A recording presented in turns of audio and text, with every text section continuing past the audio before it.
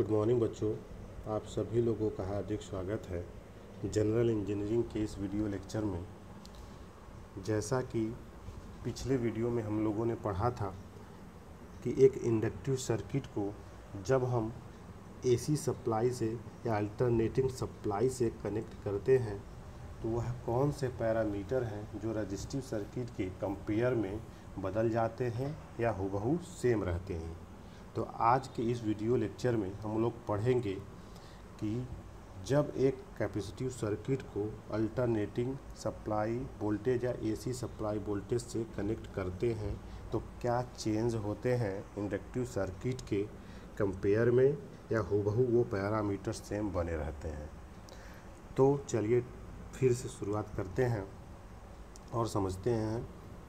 ठीक है, तो ये हमने एक सर्किट को कंसीडर किया हुआ है जिसमें एक कैपेसिटर लगा हुआ है जिसका कैपेसिटेंस को हमने कंसीडर किया हुआ है कैपिटल सी, और इस सर्किट को हम लोगों ने एसी सप्लाई वोल्टेज से या अल्टरनेटिंग सप्लाई वोल्टेज से कनेक्ट किया हुआ है और जिसका मान होता है small v equal to Vm sine omega t. ठीक है, जब हम इस कैपेसिटर के क्रॉस सप्लाई वोल्टेज को देते हैं तो कैपेसिटर के जो प्लेट हैं वो चार्ज होते हैं, पहले एक डायरेक्शन में फिर क्या दूसरी डायरेक्शन में। ठीक है, यहाँ समझ गया आप तो। अब हम जो सप्लाई वोल्टेज अप्लाई किए हुए हैं जिसका मान है v equal to Vm sine omega t. ठीक है, और जो कैपेसिटर की वैल्यू है उसका कैपेसिटेंस कितना है कैपिटल C। जब हम अल्टरनेटिंग वोल्टेज अप्लाई करेंगे तो एक अल्टरनेटिंग करंट भी फ्लो करेगी सर्किट में। ठीक है, जिसको हम लोगों ने डिनोट किया किससे स्मॉल आई से, और जो चार्ज प्लेट के क्रॉस हुआ उसको हम लोगों ने स्मॉल क्यू से डिनोट किया। जो स्टोर हुआ चार्ज उसको उसके स्मॉल क्यू से डोनेट किया। ठीक है, अब आगे देखते हैं। Charge on capacitor small q equal to C V. ठीक है, चार्ज क्यू बराबर सी भी होता है, आप लोग जानते ही होंगे। स्मॉल क्यू बराबर क्या हो गया सी भी। सी क्या हो गया कैपेसिटेंस कैपेसिटर का, और स्मॉल भी क्या हो गया अप्लाई वोल्टेज। तो Q बराबर हो गया सी भी, और जो अब Q बराबर सी भी हो गया तो स्मॉल भी की वैल्यू क्या होती है, स्मॉल भी की वैल्यू क्या है जो हम लोगों ने अप्लाइड वोल्टेज दिया हुआ है v equal to Vm sine omega T.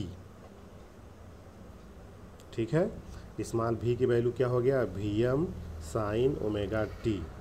तो Q बराबर क्या हो गया सी Vm साइन ओमेगा टी, और सर्किट का करंट I इक्वल टू क्या होता है D Q by D T.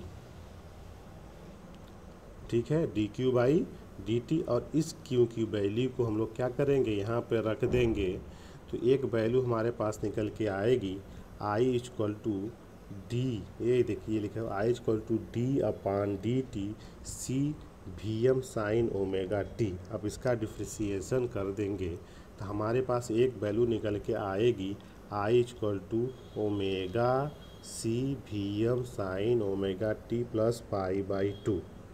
काश के फॉर्म में आएगा यहाँ पे, और काश को हम लोगों ने किस में चेंज कर दिया है साइन में चेंज कर दिया है।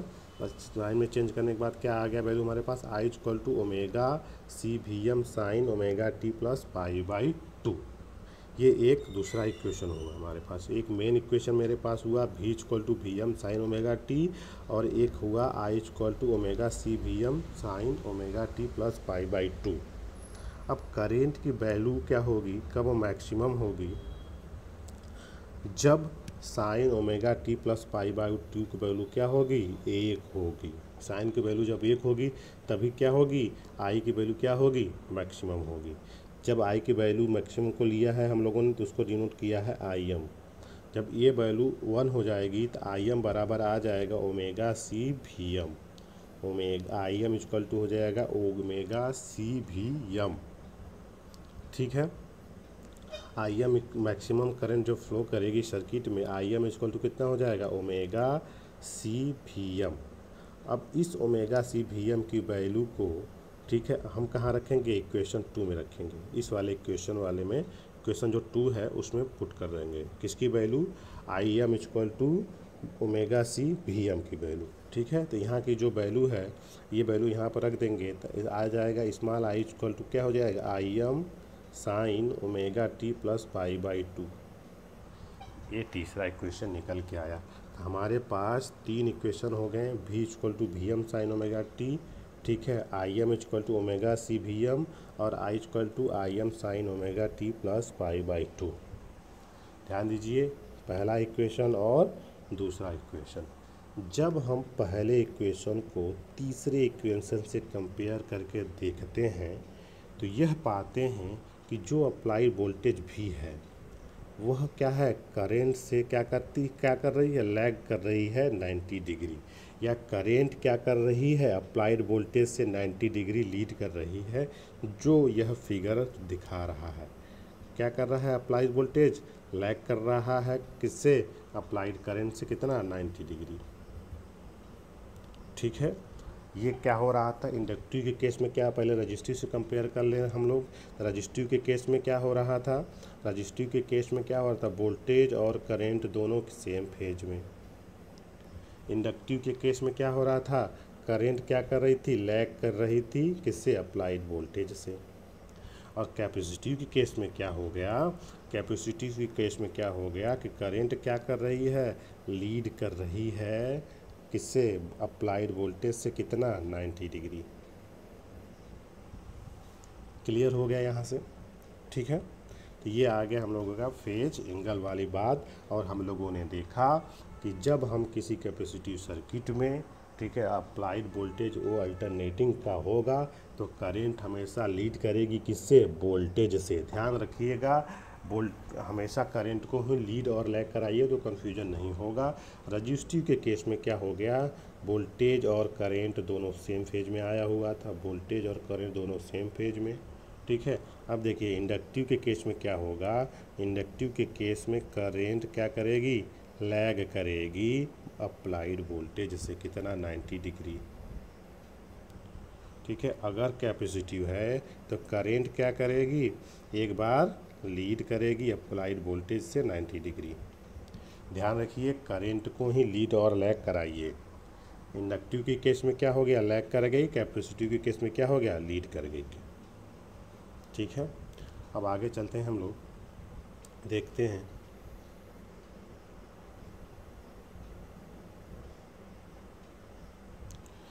ये तो हो गया फेज एंगल वाली बात जो हम लोगों ने देख लिया। अब है कैपेसिटिव रिएक्टेंस, ठीक है, opposition offered by the capacitance to current flow is 1/ओमेगा c, ठीक है।